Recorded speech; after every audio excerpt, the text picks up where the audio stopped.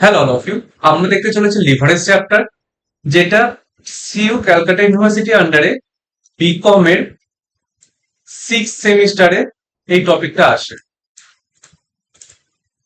Financial ম্যানেজমেন্টের easiest chapter হচ্ছে leverage. ঠিক আছে, তো অবশ্যই এখান থেকে কোনো যেন ভুল না হয়, আর যাতে ভুল না হয় তার জন্য আমি যতটা চেষ্টা করা যায় আমি সমস্তটা করব। আশা করি তোমাদের এই চ্যাপ্টারটা থেকে অ্যাটলিস্ট কোনো ভুল যাবে না। তো শুরু করা যাক। লিভারেজ কাকে বলে? What is leverage? লিভারেজ কাকে বলে? The term leverage represent influence or power. মানে একজন অন্যজনকে কতটা ইনফ্লুয়েন্স করছে সেটাকে বলা হয় কি leverage. Leverage represent the influence of one variable over some related variable. মানে একখানা ভেরিয়েবল অন্যজনকে কতটা চেঞ্জ করলো, ইনফ্লুয়েন্স করলো, সেটাকে বলা হয় কি লিভারেজ। মানে এখানে প্রসপেক্টিভ থেকে যদি আমরা বলি, এখানের দিক থেকে যদি আমরা বলি যে সেলস চেঞ্জ হওয়ার জন্য আমার প্রফিটে কত টাকা চেঞ্জ হচ্ছে, তো সেটাকে বলা হবে কি লিভারেজ। সেলস চেঞ্জ হওয়ার জন্য আমার সেলস চেঞ্জ হওয়ার জন্য আমার আর্নিং পার শেয়ারে কত টাকা চেঞ্জ হচ্ছে, তাহলে সেটাকে কি বলা হবে? লিভারেজ। বয়ফ্রেন্ডের জন্য গার্লফ্রেন্ড কতটা চেঞ্জ হচ্ছে, লিভারেজ। গার্লফ্রেন্ডের জন্য বয়ফ্রেন্ড কতটা চেঞ্জ হচ্ছে, লিভারেজ। লিভারেজ মিনস একজন অন্যজনকে কতটা ইনফ্লুয়েন্স করছে, ইনফ্লুয়েন্স অর পাওয়ার, একজন অন্যজনকে কতটা চেঞ্জ করে দিচ্ছে। মিনস এটা আমাদের বিজনেসের পয়েন্ট অফ ভিউ থেকে, এই ক্ষেত্রে চ্যাপ্টার পয়েন্ট অফ ভিউ থেকে এটাকে আমরা একটা আরেকটা ভাষা বলতে চাই, আমাদের রিস্ক কত আছে, রিস্ক।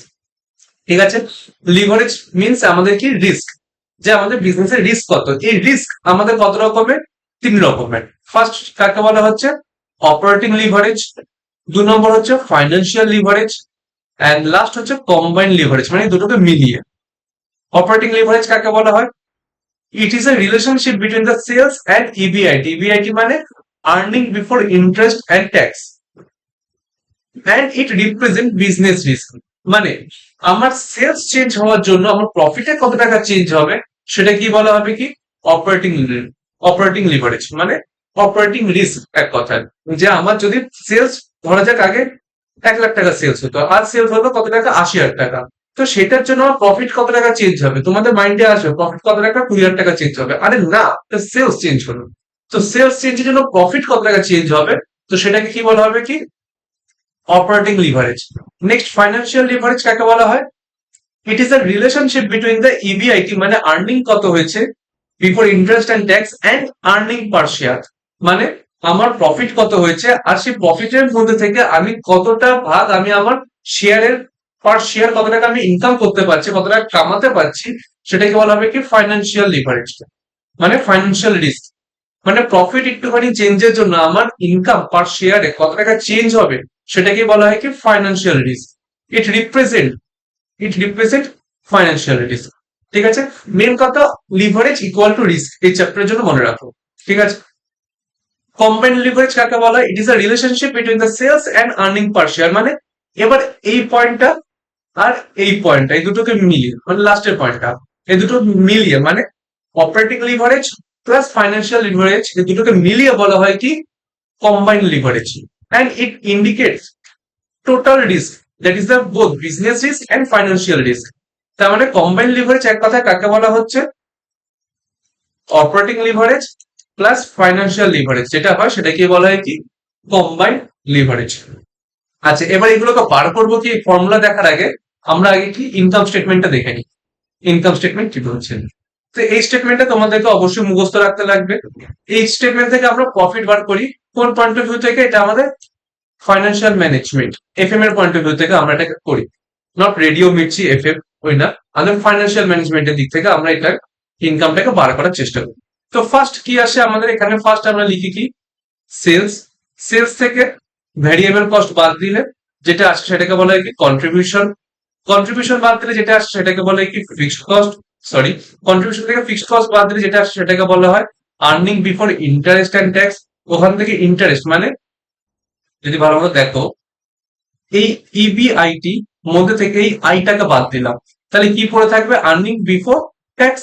তো ইন্টারেস্ট বাদ দেওয়ার পর যেটা থাকে সেটাকে বলা হয় আর্নিং বিফোর ট্যাক্স। নেক্সট এখান থেকে আমরা এবার ট্যাক্সটাকে বাদ দিলাম, তাহলে কি পড়ে থাকবে? বিফোরটা চেঞ্জ হয়ে গিয়ে আফটার হয়ে যাবে earning after tax. Earning after tax থেকে আমাদের প্রফিট পড়ে থাকলো, ট্যাক্স বাদ দেওয়ার, সমস্ত বাদ দেওয়ার পর এবার কারা টাকা পাবে? দুজন, প্রেফারেন্স শেয়ার হোল্ডার আর ইকুইটি শেয়ার হোল্ডার। তো প্রেফারেন্স শেয়ার হোল্ডারদেরকে দেওয়ার পর যেটা পড়ে থাকে সেটাকে বলা হয় কি earning available to equity share holder. পুরোটা এটা ইকুইটি শেয়ার হোল্ডারদের জন্য আছে। যদি ডিভাইড করি কি নাম্বার অফ ইকুইটি শেয়ার দিয়ে, তাহলে যেটা আসে সেটাকে বলা হয় কি আর্নিং পার শেয়ার। এত অব্দি মনে রাখো, বাকিটা এখন লাগবে না, এত অব্দি মনে রাখো। তাহলে কি আর্নিং পার শেয়ার কি করে আসে? সেলস থেকে যদি ভ্যারিয়েবল কস্ট বাদ দিই কন্ট্রিবিউশন, কন্ট্রিবিউশন থেকে ফিক্সড কস্ট বাদ দেবো EBIT earning before interest and tax, interest বাদ দেবো তো আর্নিং বিফোর ট্যাক্স, ট্যাক্স বাদ দেবো তো আর্নিং আফটার ট্যাক্স, তারপর প্রেফারেন্স ডিভিডেন্ড দেবো, তাহলে earning available to equity share holder, number of equity share দিয়ে ভাগ দেবো, তো আর্নিং পার শেয়ার চলে যায় একটা শেয়ারের জন্য। যদি এতটা অব্দি কথা বলা হয়, এতটা অব্দি কথা বলা হয়, তাহলে এতটা অব্দি কিসের কথা বলা হচ্ছে? মানে যদি আমরা এতটা অব্দি কথা বলি, এখান থেকে এতটা অব্দি কিসের কথা বলা হয়? অপারেটিং লিভারেজের।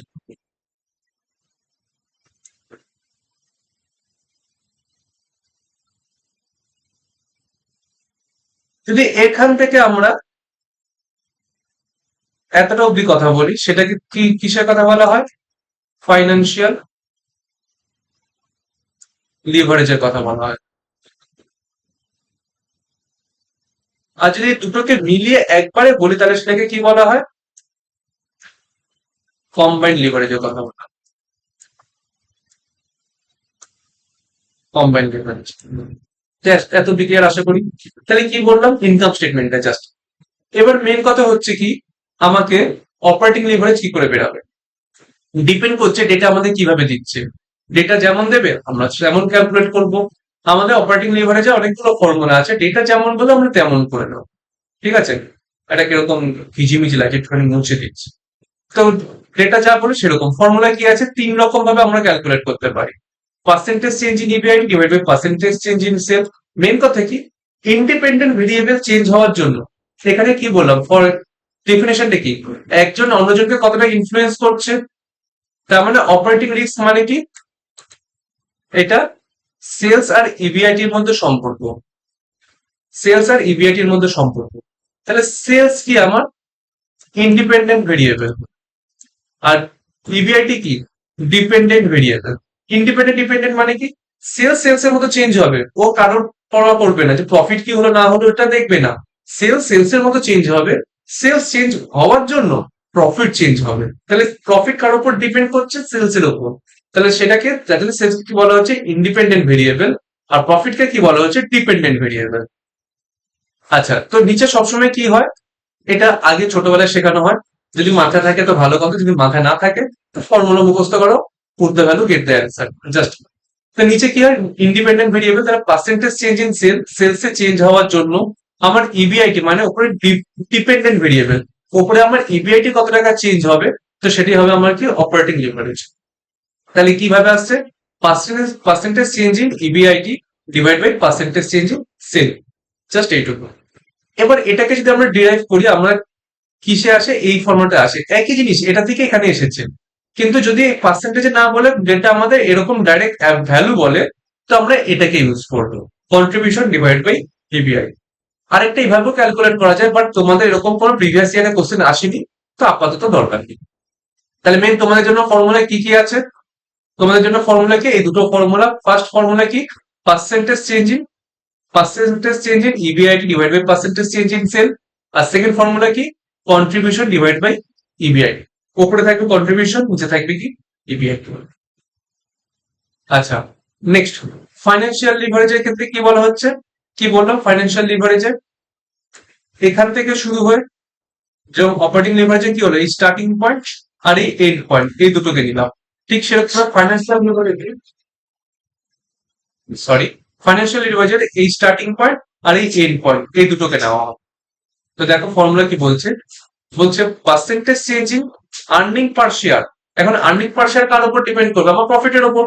তাহলে এই মুহূর্তে প্রফিট হচ্ছে আমার কি ইন্ডিপেন্ডেন্ট ভেরিয়েবল, তাহলে নিচে প্রফিট, তাহলে পার্সেন্টেজ চেঞ্জ ইন প্রফিট উপরে percentage change in earning per share. তাহলে এইভাবে আমাদের যেটা আসবে সেটাকে কি বলা হবে, কি ফাইন্যান্সিয়াল লিভারেজ। অথবা আরেকটা কি ব্যবহার করা যায়, ইবিআইটি ওপরে আর নিচে কি earning for equity share holder before tax. This is important, 90% student এই জায়গাটাতে মিস্টেক করে যে বিফোর ট্যাক্সটা ভুল করবে। এখানে কি বলছে, earning for equity share holder. Equity share holder earning তো থাকবে, বাট বিফোর ট্যাক্স, ট্যাক্স দেওয়ার আগে আসবে, এটা ডিটেলসে আসছি। তো কি বলা হচ্ছে, ফাইন্যান্সিয়াল লিভারেজের ক্ষেত্রে কি বলা হলো, ফর্মুলা কি, first EPS divide by EBIT, percentage change in EPS divide by percentage change in EBIT.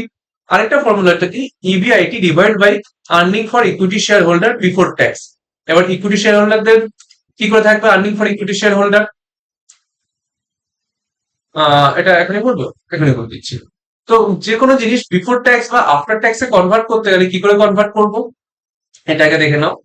যদি কোনো কিছু কনভার্ট করতে লাগে আফটার ট্যাক্স, মানে ট্যাক্স বাদ দেওয়ার পর, আমরা একটা উদাহরণ নিয়ে দেখি। লেটস সে 100 টাকা আমার প্রফিট, প্রফিট কত টাকা, 100 টাকা। তাহলে সেখান থেকে আমরা ট্যাক্স দিচ্ছি লেটস সে 30%, মানে 30 টাকা। বাদ দেওয়ার পর আমার কত পড়ে থাকলো, আর্নিং আফটার ট্যাক্স কত পড়ে থাকলো, 70 টাকা। তো এটা তো মাইনাস করে, তো এটারই অল্টারনেটিভ একটা উপায় হয়, এই যে যেটা পার্সেন্টেজ থাকে, মানে 30%, অথবা এটাকে আমরা ফ্র্যাকশন লিখতে গেলে কি লিখবো আমরা, 0.3। তো যদি এই পার্সেন্টেজ থাকে সেটাকে মাইনাস করে বাকিটা দিয়ে যদি মাল্টিপ্লাই করি, মানে আফটার ট্যাক্সে কনভার্ট করতে হলে অ্যামাউন্ট যত থাকছে, মানে কত আমার এখানে দেখলাম 100 টাকা, তার সাথে মাল্টিপ্লাই করবো কি 1 মাইনাস ট্যাক্স রেট, মানে 1 মাইনাস 0.3। তাহলে কি আসলো, 100 ইন্টু 0.7, তাহলেও দেখো কি আসলো, 70 টাকা আসলো। তাহলে এটা হচ্ছে আরেকটা উপায়, কি আফটার ট্যাক্স কে কনভার্ট করতে হলে আমরা সবসময় কোনটাকে ইউজ করি, amount multiply by 1 minus T, tax রেটটাকে বাদ দেওয়ার পর যেটা আসে সেটাকে দিয়ে আমরা মাল্টিপ্লাই করলে ওটা আফটার ট্যাক্স এ কনভার্ট হয়ে যায়। ঠিক সেরকম ভাবে যদি কোনো কিছু বিফোর ট্যাক্স কে কনভার্ট করতে লাগে, তাহলে কি করব, মাল্টিপ্লাই জায়গায় আমরা ডিভাইড করে দেবো। তার মানে যদি কোনো কিছু বিফোর ট্যাক্সে আছে, আমরা দেখে নিই বিফোর ট্যাক্সে কত টাকা আছে আমাদের, 70 টাকা। এক মিনিট, মানে এই যে অ্যামাউন্টটা, এটা আফটার ট্যাক্স অ্যামাউন্ট, মানে 70 টাকা, এটাকে আমরা কিসে কনভার্ট করবো, বিফোর ট্যাক্সে। তাই divided by 1 minus tax rate কত, 0.30। তাহলে কি আসছে, 70 ডিভাইড বাই 0.7। তো যদি করি আমাদের এখানে কত আসছে, 100। তার মানে এটাই বলতে চাইছি, যে যদি একটা অ্যামাউন্ট বিফোর ট্যাক্সে থাকে, তা সেটাকে আফটার ট্যাক্সে কনভার্ট করার জন্য কি করবো, মাল্টিপ্লাই করবো 1 মাইনাস টি দিয়ে। আর যদি আফটার ট্যাক্সে থাকে, তাহলে সেটাকে আমরা বিফোরে করার জন্য কি করব, বিফোরে কনভার্ট করার জন্য কি করব, ডিভাইড করবো 1 মাইনাস টি দিয়ে। তো দেখে নিই এবার এখানে কেন এত কিছু বললাম। তো এখানে কি বলছে, earning for equity share holder before tax. আমরা এতক্ষণ ফর্মুলাটাই বোঝার চেষ্টা করছি। আগে ফর্মুলাটা যদি গ্র্যাবে এসে যায়, কোশ্চেন একেবারে ইজি হয়, 2 মিনিটও লাগে না কোশ্চেন সলভ করতে। তোমরা দেখে তোমরাই বলবে, আগে ফর্মুলাটাকে ভালো মতো বোঝো। কি বলা হচ্ছে নিচে, earning for equity share holder, equity share holder earning কি করে থাকবে, যত টাকা আমার প্রফিট হলো ইবিআইটি, সেখান থেকে বাদ দেবো কি, ইন্টারেস্ট, ইন্টারেস্ট বাদ দিলাম। তাহলে কি পড়ে থাকবে, এবার আর্নিং পড়ে থাকবে, যেখান থেকে আমি প্রেফারেন্স ডিভিডেন্ড দেবো আর ট্যাক্স দেবো। তাহলে এবার এখান থেকে বাদ দেবো কি, মাইনাস করবো প্রেফারেন্স ডিভিডেন্ড, বাদ দেবো। কিন্তু এই জিনিসটা ডিভিডেন্ড, আবার বলছি, যেটা যত টাকা আমার আর্নিং পড়ে থাকলো সেখান থেকে বাদ দেবো কি, ইন্টারেস্ট। এবার দুটো জিনিস বাদ দিতে লাগে, ট্যাক্স আর প্রেফারেন্স ডিভিডেন্ড। মেন কথা, ট্যাক্স কি বাদ দেবো না, এটা বিফোর ট্যাক্সে, তাহলে ট্যাক্স বাদ দেবো না, তাহলে এখানে ট্যাক্স বাদ দিলাম না। তারপর বাদ দেবো কি, প্রেফারেন্স ডিভিডেন্ড। কিন্তু প্রেফারেন্স ডিভিডেন্ড তো ট্যাক্স বাদ দেওয়ার পরে আসে, তাই প্রেফারেন্স ডিভিডেন্ডটাকে আমরা বিফোর ট্যাক্সে কনভার্ট করবো, মানে ট্যাক্স দেওয়ার আগে প্রেফারেন্স ডিভিডেন্ড কত টাকা দিতে হতো, তাহলে preference dividend divide by 1 minus tax rate. তো এইভাবে আমরা ফর্মুলাটা আসলো, কি হলো, EBIT minus interest minus tax হতো, বাট আমরা তো আফটার ট্যাক্স যাবো না, আমরা বিফোর ট্যাক্স, তাহলে ট্যাক্স বাদ দেবো না, তাহলে minus for preference dividend. But preference dividend কখন আসে, ট্যাক্স বাদ দেওয়ার পর, তাহলে প্রেফারেন্স ডিভিডেন্ডকে আমরা বিফোর ট্যাক্স কে কনভার্ট করবো, তার জন্য preference dividend divide by 1 minus T. এই হচ্ছে ফর্মুলা।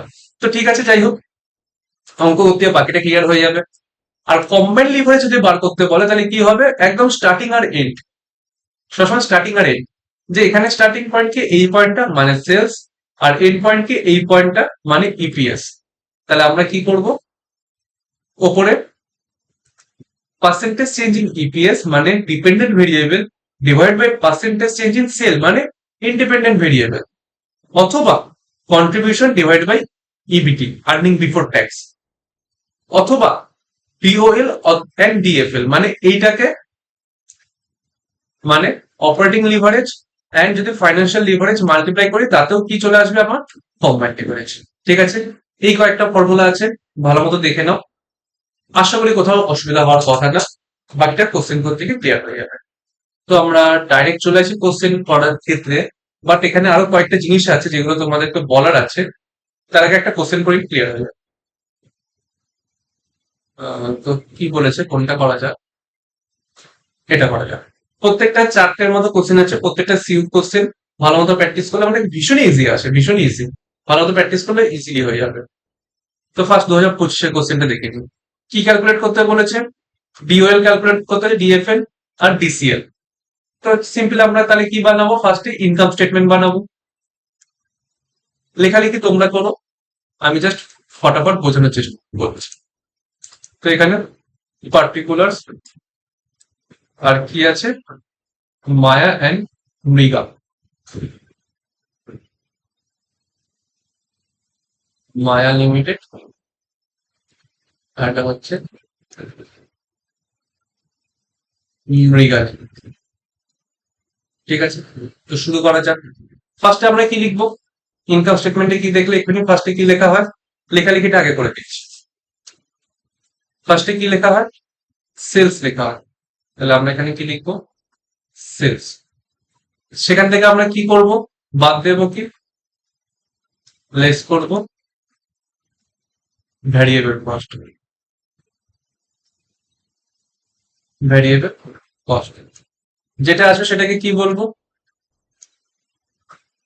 কন্ট্রিবিউশন। ওখান থেকে কি বাদ দেবো, লেস করবো কি, ফিক্সড কস্ট। জাস্ট ফরম্যাটটা শুধু লিখে যাচ্ছি। তারপর যেটা আসে সেটাকে কি বলা হয়, পিবিএফ। এবার ভ্যালু একটা বসিয়ে দেন।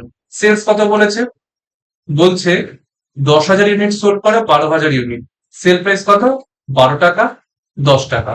তাহলে আমরা সেল ভ্যালু কত, 10,000 ইন্টু 12, তাহলে কত, 12,000 টাকা। আর 12,000 ইন্টু 10 মানেও কত, 12,000 টাকা। Sorry sorry sorry sorry sorry 1,20,000 টাকা, এটাও 1,20,000 টাকা। তাহলে আমাদের সেলস কত আসছে দুটোর ক্ষেত্রে, এই ক্ষেত্রেও কত সেলস আমার, 1,20,000 টাকা, আর এই ক্ষেত্রে কত টাকা সেলস, 1,20,000 টাকা। এবার বাদ দেবো কি, ভ্যারিয়েবল কস্ট। ভ্যারিয়েবল কস্ট কত বলেছে, 10 টাকা পার ইউনিট, একটা ইউনিটের জন্য 10 টাকা। তার মানে ভ্যারিয়েবল কস্ট কত, 10 ইন্টু 10,000 ইউনিট, তার মানে কত টাকা, 1,00,000 টাকা।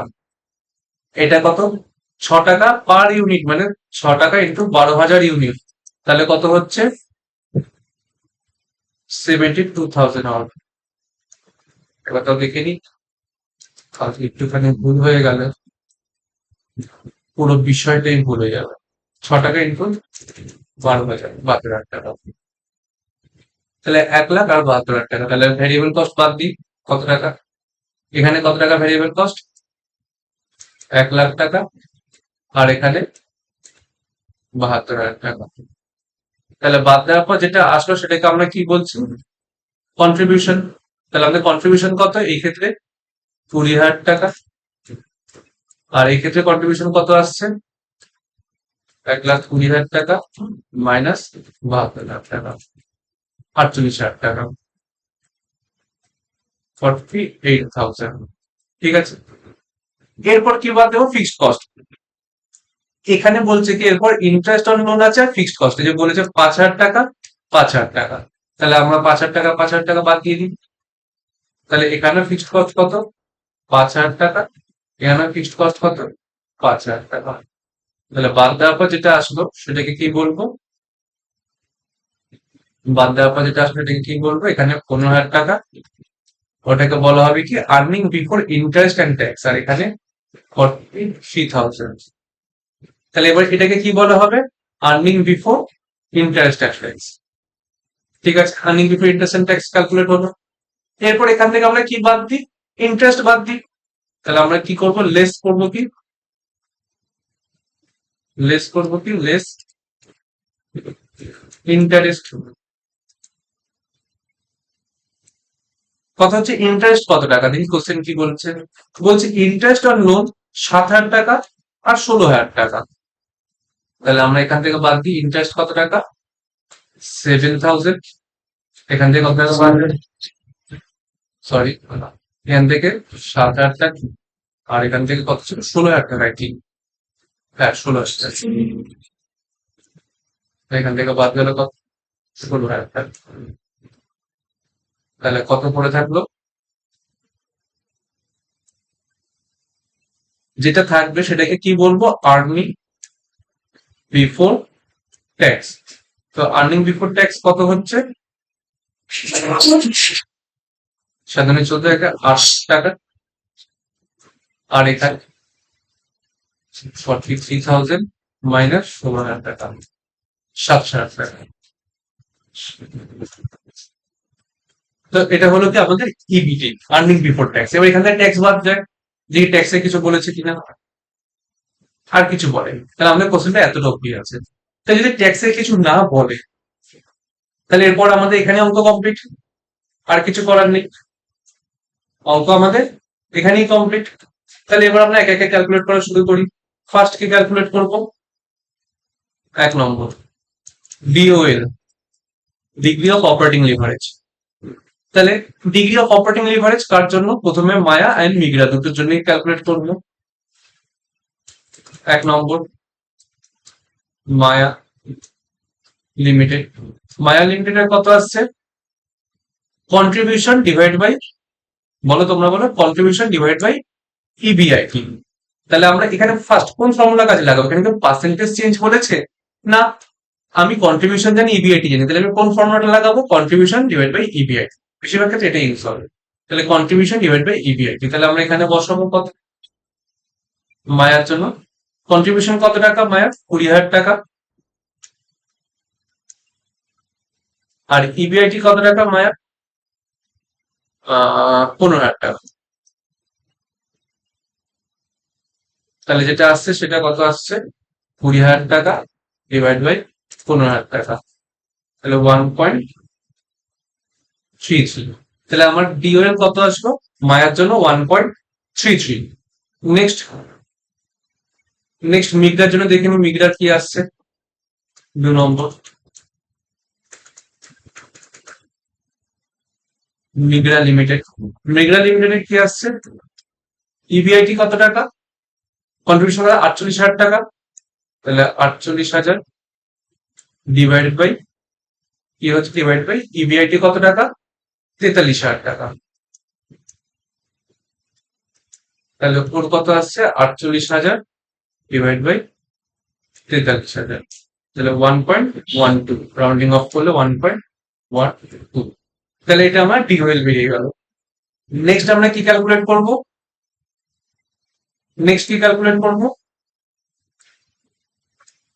DFL, degree of financial leverage. Again দুজনের জন্য ক্যালকুলেট করব, এখানে তো পুরো শর্টকাট লাগিয়ে, তো দুজনের জন্য ক্যালকুলেট করলে কি আসছে, তো মায়ের জন্য কত, ফার্স্ট ফর্মুলা কি বলছে, আর্নিং উপরে কি হবে, earning before tax divided by earning for equity share holder before tax. তাহলে earning before interest and tax divide by earning before interest and tax divided by earning available to equity share holder before tax. তাহলে আমাদের এখানে EBIT কত আসছে, 43,000, ওর জন্য কত 15,000, আর divide by equity share হোল্ডারদের জন্য কত থাকছে, দেখো এখানে ইন্টারেস্ট বাদ দেওয়ার পর এখানে প্রেফারেন্স শেয়ারেরও কিছু বলেনি, আর এখানে ট্যাক্সেরও কিছু বলেনি, তাহলে এদের কোনো কিছুই নেই, ধরে নিতে হবে। তাহলে ডাইরেক্ট যে টাকাটা থাকলো সেটা কাদের থাকলো? ইকুইটি শেয়ার হোল্ডারদেরই থাকলো। তাহলে ডিভাইড বাই কি হচ্ছে? 8,000 টাকা। 15,000 টাকা ডিভাইড বাই 8,000 টাকা, 1.87। আর মিগরার কি আসছে? মিগরার কি আসছে? ওপরে কি আসবে? Again EBIT. ইবিআইটি কত টাকা? মিগরার 43,000 টাকা, 43,000 ডিভাইড বাই নিচে কি আসবে? Earning for equity share holder before tax. তাহলে ইকুইটি শেয়ার হোল্ডারদের আর্নিং কত? এগেইন সেম জিনিস, এখানে প্রেফারেন্স শেয়ার হোল্ডারও নেই, ট্যাক্সও নেই। তাহলে যা থাকলো সেটাই ইকুইটি শেয়ার হোল্ডারদের কত টাকা? 27,000 টাকা। তাই ডিভাইড বাই কত আসলো? 27,000। 43,000 ডিভাইড বাই 27, তাহলে 1.6 করে দিন, 1.6। তাহলে আমার ডিএফএল কত? 1.6। এবার যদি ডিওএল বার করতে বলে, এবার সরি ডিওএল কি বলছি, 3 নম্বর DCL, degree of combined leverage যদি বার করতে বলে, তাহলেও সিম্পল, একই জিনিস করে যাব। বলেন কোশ্চেন যেটা আছে খুব ইজি, কোশ্চেনটা আরো ইজি আসে এইসব ইয়ারের কোশ্চেন নাকি। তো ডিওএল ইন্টু ডিএফএল, তাহলে ডিওএল কত আমার?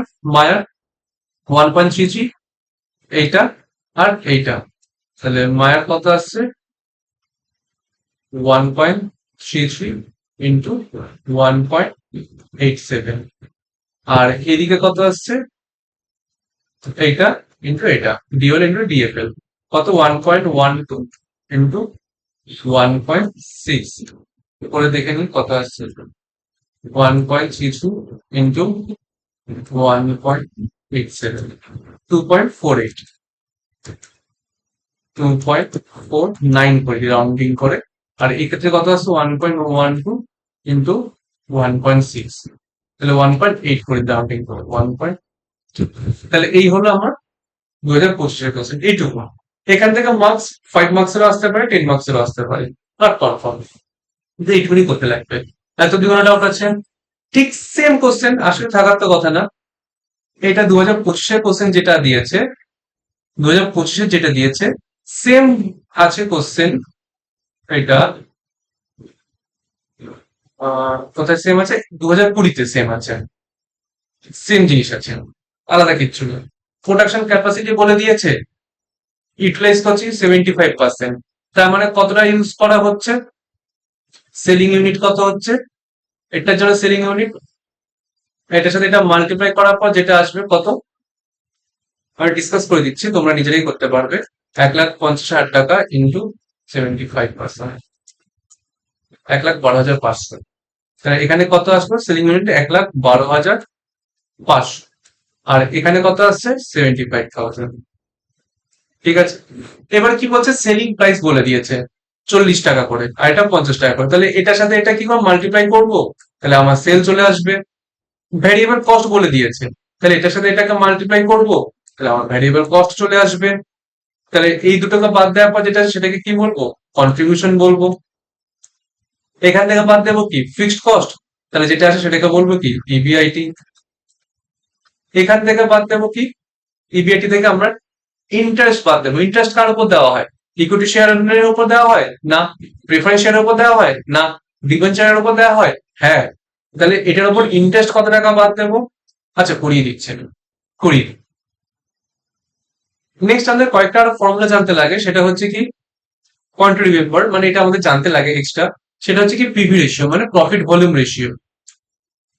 Profit volume ratio, profit volume কি বলছে? It measures the percentage of sales revenue remaining after covering variable cost, মানে ভ্যারিয়েবল কস্টটা বাদ দেওয়ার পর সেলস এর মধ্যে থেকে কতটা আমাদের পড়ে থাকবে। তার মানে কি সেলস এর মধ্যে থেকে ভেরিয়েবল কস্টটাকে বাদ দেওয়ার পর, সেলস এর মধ্যে থেকে ভেরিয়েবল কস্টকে বাদ দেওয়ার পর কি পড়ে থাকলো সেটাই কি হচ্ছে আমার পিভি রেশিও। তার মানে সেটাকে পার্সেন্টেজে বলতে হবে। তার মানে সেলস এর মধ্যে থেকে কত টাকা বাদ দিলাম, সেলস এর মধ্যে থেকে যদি আমি সেলস এর মধ্যে থেকে যদি ভেরিয়েবল কস্ট বাদ দিই, তাহলে আমার কি আসে? কন্ট্রিবিউশন আসে। তাহলে কি হচ্ছে? ওপরে কন্ট্রিবিউশন, কার তুলনা করছে? সেলস এর, তাহলে ডিভাইড বাই সেলস ইন্টু 100। তাহলে পিভি রেশিওর ফর্মুলাটা কি? Sales contribution by sales into 100। কন্ট্রিবিউশনকে আরেকটা ভাষায় কি বলতে পারি? এটাকে ঘুরিয়ে যাই, যদি আমি উল্টো দিক দিয়ে যাই কন্ট্রিবিউশনের দিক থেকে, কন্ট্রিবিউশন সাথে থেকে কি বাদ দিই আমরা? ফিক্সড কস্ট বাদ দিই, আর তারপর যা আসে সেটাকে কি বলা হয়? প্রফিট বলা হয়, হ্যাঁ কি না? আমি নিচেতে করে দেখাচ্ছি। কন্ট্রিবিউশন থেকে যদি আমি ফিক্সড কস্ট বাদ দিই তাহলে কি বলা হয়? প্রফিট বলা হয়। তাহলে আমি এটাকে ঘুরিয়ে কি বলতে পারি? Contribution equal to profit plus fixed cost, তাতেও একই কথা কন্ট্রিবিউশন। তো এটা আরেকটা ফর্মুলা হয় কি? Fixed cost plus profit divide by sale, এটাও হতে পারে। আর আরেকটা, যদি কখনো দুটো বছর ডেটা দিয়ে দেয় তাহলে তখন আমরা কি ইউজ করব? তখন ডেল্টা প্রফিট মানে প্রফিটে কত টাকা চেঞ্জ হয়েছে, চেঞ্জ ইন প্রফিট মানে difference in profit divide by difference in sale into 100 করলে আমাদের কি চলে আসে? PV ratio. পিভি রেশিও কি বলে? মানে সেলস এর মধ্যে থেকে আমরা ভেরিয়েবল কস্টকে বাদ দেওয়ার পর যেটা আসে সেটাকে বলা হয় কি? পিভি রেশিও, মানে কন্ট্রিবিউশন কতটা আসছে। আচ্ছা, এখান থেকে একটা ইম্পর্টেন্ট কনসেপ্ট ডিরাইভ হয়। তাহলে পিভি রেশিও কি বলছে? সেলস এর মধ্যে থেকে ভেরিয়েবল কস্ট বাদ দিয়ে কন্ট্রিবিউশন কত টাকা আছে, তাই তো? এটাই বলছে। তার মানে যদি পিভি রেশিও বলা হয়, যদি পিভি রেশিও বলা হয় 80%, তার মানে কি বলা হলো? এটা অনেক কমিয়ে দিই। যদি পিভি রেশিও বলা হয় 20%, তার মানে কি বলা হলো? আমার সেলস যদি পিভি রেশিও 20% মানে আমার সেল যদি আমার 100 হয় তাহলে আমার কন্ট্রিবিউশন কত হচ্ছে? কন্ট্রিবিউশন কত হচ্ছে? আমার 20 হচ্ছে। তাহলে আমার ভেরিয়েবল কস্ট কত? তাহলে আমার ভেরিয়েবল কস্ট কত আসলো? তাহলে 80 হবে, যার জন্য এটা 20 আসলো। তার মানে একটা কনসেপ্ট ডিরাইভ হয়, সেটা হচ্ছে কি?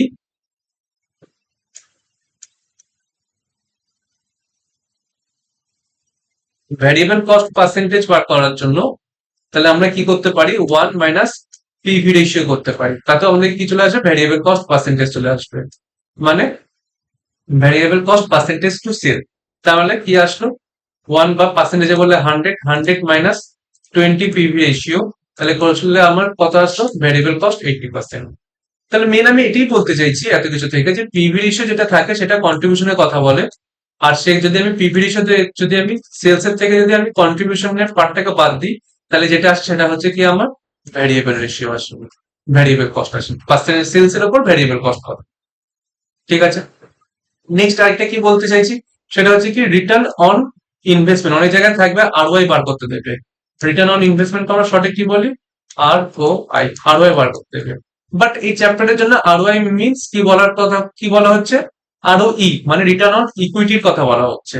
আর রিটার্ন অন ইকুইটি কি করে আসবে? কত টাকা আমি ইকুইটি শেয়ার হোল্ডারদের জন্য আর্নিং করবো ডিভাইড বাই ইকুইটি শেয়ার হোল্ডাররা কত টাকা লাগিয়েছে, এটাই। যে কত টাকা ইনভেস্ট করলো, ওপরে কি আসে? কত টাকা ইনকাম করলো। মানে যদি কখনো পরীক্ষা দাও, কি বলে যে তুমি 100 এর মধ্যে তুমি লেটস সে 70 পেয়েছো, তাহলে কি হয়? কতটা পেয়েছো ওপরে আর টোটালটা নিচে। ঠিক সেরকম ভাবে টোটাল কত টাকা লাগিয়েছে নিচে। ইকুইটি শেয়ার হোল্ডাররা কোন টাকা লাগায়? ইকুইটি শেয়ার হোল্ডাররা কোন টাকা লাগায়? ইকুইটি ক্যাপিটাল লাগায়, আর রিজার্ভ আর সারপ্লাসটা ওদের। তাহলে ওপরে নিচে কি আসলো? ইকুইটি শেয়ার হোল্ডার ফান্ড কত টাকা লাগিয়েছে। আর উপরে কি আসবে? ওদের যত টাকা আর্নিং, কি আর্নিং আফটার ট্যাক্স, সেখান থেকে প্রেফারেন্স ডিভিডেন্ড বাদ দিলাম, তাহলে যা থাকলো সেটা কি? ইকুইটি শেয়ার হোল্ডারদের। ট্যাক্স বাদ দেওয়ার পর কি যায়? শুধু প্রেফারেন্স শেয়ার হোল্ডারদের টাকা যায়, বাকিটা ওদের থাকে। তাহলে আর্নিং আফটার ট্যাক্স থেকে যদি আমি প্রেফারেন্স শেয়ার বাদ দিই তাহলে ইকুইটি শেয়ারদের আর্নিং করে থাকবো। তো এইভাবে আসে। লাস্ট আরেকটা কি হচ্ছে? অ্যাসেট টার্নওভার কি করে বেড়ায়? Turnover divide by total asset করলে আমাদের অ্যাসেট টার্নওভার চলে আসে। অ্যাজ সাচ অতটা ইম্পর্টেন্ট না, অলদো আসবে কোশ্চেনে। Break even point, break even point যদি ইউনিটে বার করতে লাগে, ব্রেক ইভেন পয়েন্ট কোনটাকে বলা হয়? এমন একটা, এমন কোয়ান্টিটি সেল করব যেখানে গিয়ে আমাদের না তো কোনো প্রফিট হবে না তো কোনো লস হবে, সেই পয়েন্টটাকে কি বলা হয়? ব্রেক ইভেন পয়েন্ট বলা হয়। যদি কত ইউনিট সেল করার কথা বলে তাহলে আমরা কি করব? Fixed cost divide by contribution per unit. আর যদি কি বলে, যদি বলে রুপিসে বার করতে তাহলে কি করব? যদি বলে রুপিসে বার করতে তাহলে কি করব? Fixed cost divide by contribution margin ratio, মানে এটা পিভি রেশিও। হ্যাঁ মিস্টেক, এটা কি? পিভি রেশিও দিয়ে ডিভাইড করবে, তাহলে কি হয়ে যাবে? আমার ব্রেক ইভেন পয়েন্ট চলে আসবে। এত অব্দি ক্লিয়ার? তার মানে fixed cost divide by PV ratio করলে আমার ব্রেক ইভেন পয়েন্ট চলে আসবে যদি আমি অ্যামাউন্টে বার করতে চাই, আর যদি ইউনিটে বার করতে চাই তাহলে কি আসবে, fixed cost divide by contribution per unit. তো আশা করি ক্লিয়ার হয়ে গেছে। তো আমরা ডাইরেক্ট অঙ্কতে আসি। আমরা এই অঙ্কটা দেখে নিই 2024-এর অঙ্কটা কি বলেছে, হাতি অ্যান্ড টিভি লিমিটেড বলে দিয়েছে কি ওদের ভ্যারিয়েবল কস্ট পার্সেন্টেজ হচ্ছে ইন্টারেস্ট বলে দিয়েছে, ডিওএল বলেছে, ডিএফএল বলেছে, আর ইন্টারেস্ট রেট বলে দিয়েছে। ইনকাম স্টেটমেন্ট বানাতে বলেছে, তো আমরা ইনকাম স্টেটমেন্ট বানিয়ে দিই, ভীষণ ইজি। আমি একটার করছি, তোমরা আরেকটা করে নিই, ঠিক আছে। আমরা একটা করছি, একটা করে নিই। তাহলে ফার্স্ট হচ্ছে কি পার্টিকুলার্স, একজনটা হাতিটা করে দিচ্ছি, হাতি, হাতি লিমিটেড, ঠিক আছে। ফার্স্টে কি আসে, সেল, সেখান থেকে মাইনাস করবো কি ভ্যারিয়েবল কস্ট, ভ্যারিয়েবল কস্ট যেটা আসছে সেটাকে কি বলবো, কন্ট্রিবিউশন, সেখান থেকে কি বাদ দেবো, ফর জাস্ট লিখতে হবে, কি আসবে ফিক্সড কস্ট, সে যেটা বাদ দেয় সেটাকে কি বলা আসবে, ইবিআইটি। এখান থেকে বাদ দেবো কি ইন্টারেস্ট, তারপর কি আসবে দেখা যাবে। আচ্ছা এত অব্দি দেখে তারপর না, তারপর যেটা আসে সেটা কি বলা হয় আর্নিং বিফোর ট্যাক্স। তারপর আমরা ট্যাক্সটাকে বাদ দেবো, দেখা যাক কি বলেছে। এবার আমরা এক একে দেখি কোশ্চেনটা। ফার্স্টে বলেছে কি, কিছু তো বলেনি, আমাকে শুধু ইন্টারেস্ট বলেছে 3,000 টাকা। তাহলে ইন্টারেস্টের জায়গা বসিয়ে দিই কত টাকা, 3,000 টাকা। আর বাকি সব আমাকে এবার ক্যালকুলেট করতে লাগবে। তো একটু ভেবে দেখো, ইন্টারেস্ট বলেছে 3,000 টাকা, তাহলে ইন্টারেস্ট কার সাথে রিলেটেড থাকে, আমাকে ডিওএল বলে দিয়েছে আর টিএফএল বলে দিয়েছে, আমার ইন্টারেস্টটা কার সাথে সম্পর্ক রাখে, ডিএফএল এর সাথে। তো আমি এটাকে ইউজ করে কিছু একটা করতে লাগবে। তো আমরা চলে আসি ডিএফএল কি করে বার করতে লাগে, ফর্মুলাটা লিখি, ডিএফএল ইকুয়াল টু কি করে আসে, EBIT divided by EBIT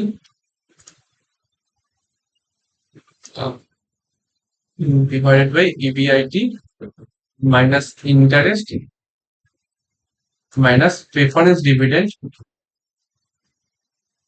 divided by 1 minus T, এই করে আমাদের আসে।